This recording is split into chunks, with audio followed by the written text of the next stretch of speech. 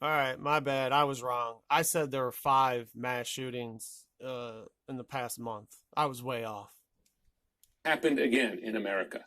As you wake up this morning, we're learning more about another mass shooting. This is the scene. It shows all of the cities where there's been a mass shooting in just the last 30 days. By CNN's count, there have been at least 45 mass shootings since those spa shootings in Atlanta. There's been 45 shootings in the month of April. Huh. That's weird. No, it's not. This is the month. I've said it before. This is their Super Bowl month. This is when the most events happen. And we're not even to the Super Bowl event yet. There's still going to be a big event this month that tops all of these other events. On March 16th, it has been just 8 days since the last one. It is happening across the country. The latest tragedy took place at a FedEx warehouse. You say strategy? The latest strategy? Since the last one. It is happening across the country. The latest tragedy took place at a FedEx warehouse in Indianapolis. Here's what we know. At least 8 people have been killed. Officials say at least 5 others were shot and taken to the hospital, while 2 others were treated at the scene. The suspect is dead. Police say he may have died from a self-inflicted gunshot wound. You know, it's 8. And if you take the number 33 and you push them together, if you push 2 3s together, you get an 8. Here's what the police are saying this morning. The suspect came into the parking lot, and I believe he... Is this why my fucking shoes aren't here yet? I ordered some shoes last week, and they were supposed to be here on April 15th, and they didn't come. And they're still in, like, a couple states over from where I'm at.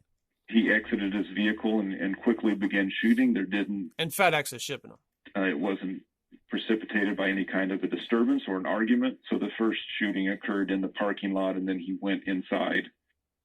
And none of the people that work there are allowed to have their cell phones in there, which is odd, because that means there's no footage of this, you know, because it's fake. A witness is saying that a so-called good guy with a gun did try to stop this attacker. Oh, a so-called good guy with a gun. But that person was killed as well. If everybody knew that everyone had a gun, do you think there would be people walking up and shooting people and trying to kill them every day? Because I don't think, you know, even with people, not everyone having a gun, I still don't think people are showing up everywhere and just trying to kill everyone. Will be a press conference. On TV, yeah, on the TV reality, yeah, not in my reality. In the next hour, we're going to bring you all the new details as that happens. We are told that President Biden will be briefed on the shooting this morning. Let's begin with CNN's Jason Carroll. He's following the latest from Minneapolis. Jason, what do we know about the suspect here and what led to this? Well, first, let me get to those who survived what happened here, Jim, if I may, because what we're starting to hear are more and more stories of survival. Those who were... So, earlier it said gunman took his own life, and now we've got the son here. So we've had the man and the son. Here at the FedEx facility and managed to make it out alive. We can tell you that the FBI is contributing with this investigation. They're going to be lending their efforts. Already heard from a source within the Indianapolis Metropolitan Police Department who described a horrific scene inside the FedEx facility. The suspect, as you heard partially there, once he got to the parking lot, started shooting almost immediately. Once he got inside, didn't get far inside, he continued to shoot, and shortly at about 11. There's our man. There's our son. There's our 33. O'clock last night, once authorities got here at the scene, the shooter apparently taking his own life. One of the FedEx employees that was here, he survived the shooting. He was not injured. He talked about what he saw, what had happened. He talked about how he was able to get away. But he also talked about someone else who was here, someone who tried to stop the shooter and ended up dying. I see a man, a hooded figure. I was unable to see his face in detail. However, the man did have an AR in his hand. And he started shouting, and then he started firing at random directions. But at first, it was at his right. And I thought he saw me and so I immediately ducked for cover. My friend at the time Why do you keep looking down? witnessed a man who was not a part of the incidents, but he also pulled out a gun from his trunk to try and engage the shooter, and he died because of it. That was a really weird interview. He sounded like a robot. It sounded like that was just like technology, a program that was, just put out of a person talking. Just artificial intelligence. Just want to a quick note here. Witnessed a man pull a gun out. He shot the man and then he died. Who was not a part of the incidents, but he also pulled out a gun from his trunk to try and engage the shooter, and he died because of